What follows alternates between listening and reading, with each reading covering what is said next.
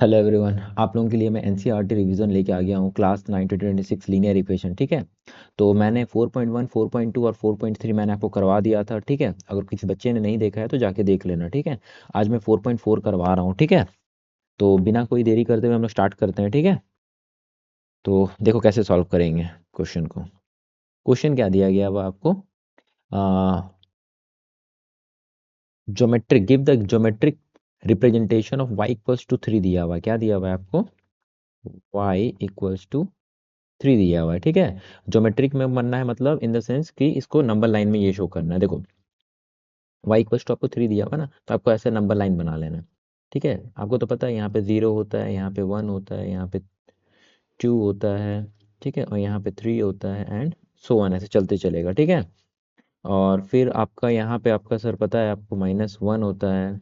ठीक है, -2 होता है, -3 होता है। ठीक है, अब यहाँ पे पहला क्वेश्चन जो बोला जा रहा है, इन वन वेरिएबल बोला जा रहा है। क्या बोला जा रहा है आपको? इन वन वेरिएबल बोला जा रहा है। ठीक है ना, यहाँ पे लिखा हुआ ना क्वेश्चन नंबर 1, देखो सॉल्व कर रहा हूँ मैं। ठीक है, मैं पेन का कलर चेंज करता हूँ, 1 मिनट।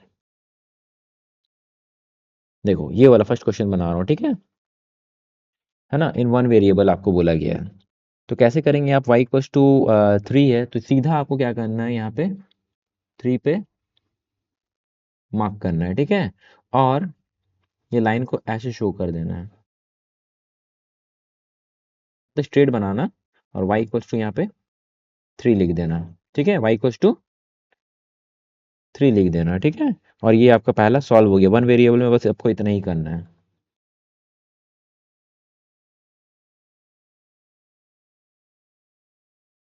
अब देखो क्वेश्चन नंबर 2 को सॉल्व कैसे करेंगे।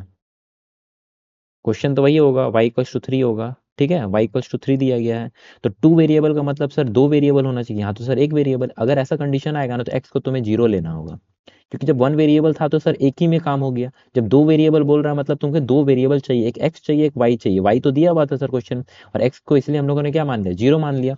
अब यहाँ पे देखो फिर से वैसे ही बनाएंगे हम लोग। अरे लाइन तो गड़बड़ हो जा रहा है, 1 मिनट। देखो हाँ,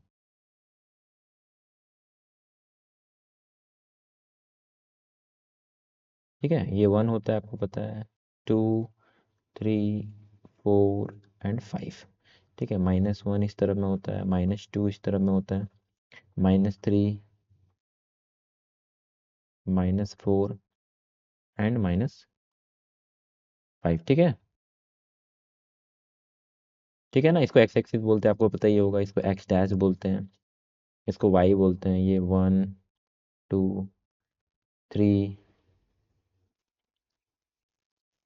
4। ठीक है, 4 तक ही रहने देते हैं। ठीक है, और यहाँ पे आपको पता है -1 होता है ना, -1, -2, -3, -4, है ना, और नीचे ऐसे चलते चलेंगे।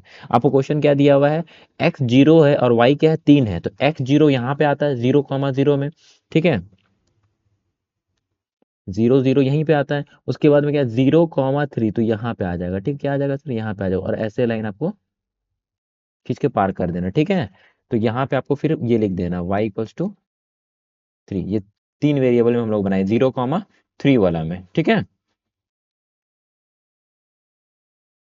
या फिर आप ऐसा भी लिख सकते हो, 0, क्या लिख दोगे यहाँ पे, 0,3।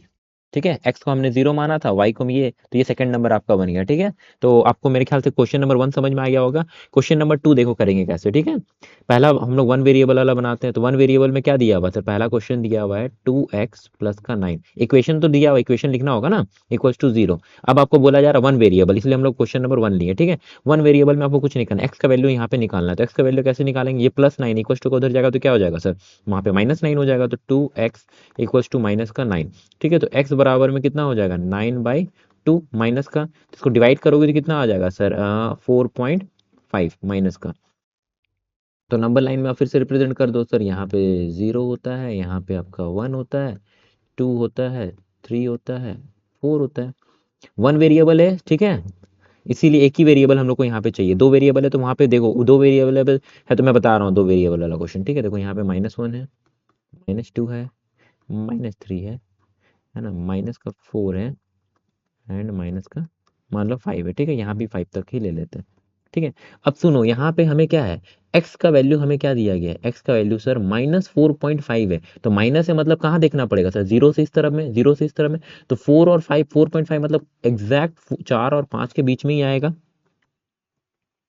4 और 5 के बीच में ही आएगा सर, यहाँ पे आएगा, तो यहाँ पे आएगा सर आपका 4.5, वो भी माइनस का। ठीक है, ये सॉल्व हो गया, है ना। या फिर ऐसे लाइन आप ड्रॉ कर सकते हो, या फिर ऐसे पॉइंट भी लिख दोगे तो वो भी चलेगा, ठीक है, कोई दिक्कत नहीं। अब यहाँ पे देखो क्वेश्चन नंबर 2 क्या बोल रहा है, क्वेश्चन नंबर 2 बोल रहा है 2 वेरिएबल में, 2 वेरिएबल में तो क्वेश्चन आपको लिखना पड़ेगा 2x प्लस का 9 इक्वल्स टू 0, तो x का वैल्यू जब यहाँ पे निकालोगे तो -4.5 आएगा, अरे अभी निकाले ना, x का वैल्यू वही आएगा।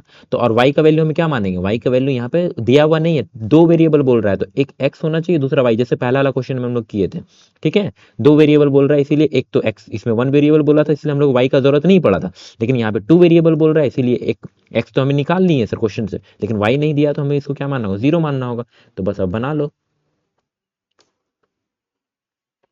ठीक है, मैं बाकी सबको लिख नहीं रहा हूँ, इधर प्लस होता है इधर माइनस होता है ना, इधर माइनस वाला को सीधा लिख रहा हूँ। ठीक है, -1, -2, -3, -4 एंड -5। ठीक है, अब देखो ये आपको वाई वाई एक्सिस होता है, इधर पॉजिटिव होता है इधर नेगेटिव होता है, ये सब मैंने आपको बता दिया। ठीक है, इस तरह एक्स डैश आएगा, उधर एक्स डैश को, लेकिन एग्जाम में आप पूरा लिखना, ऐसा नहीं कि भैया ऐसे किए तो ऐसे कर देंगे, मतलब तुमको पता है ना, इसलिए मैं बस लिख नहीं रहा हूँ। ठीक है, टाइम ही वेस्ट होगा और कुछ नहीं, है ना। तो यहाँ पे क्या बराबर दिया हुआ है, जीरो, देखो क्या दिया हुआ, -5, यहाँ पे आएगा सर -4.5 एक्स का, और है ना यहाँ पे आएगा सर 4 और 5 के बीच में आएगा, और y इक्वल्स टू 0 मतलब ऊपर नहीं जाना है, मतलब इसी साइड में आएगा, और इसको आपको कैसे करना है, इसको ऐसे लाइन दिखा देना है ना, और यहाँ पे लिख देना है सर -4.5, 0।